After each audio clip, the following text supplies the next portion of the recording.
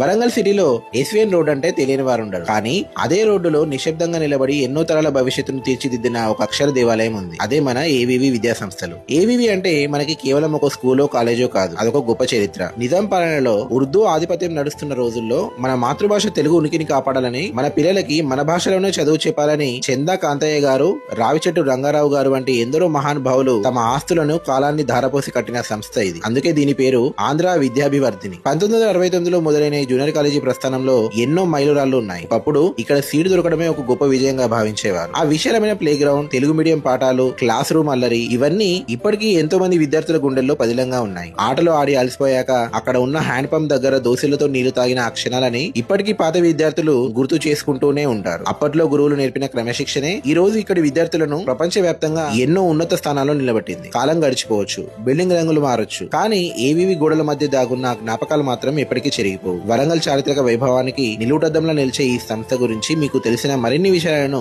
Comments లో పంచుకోండి.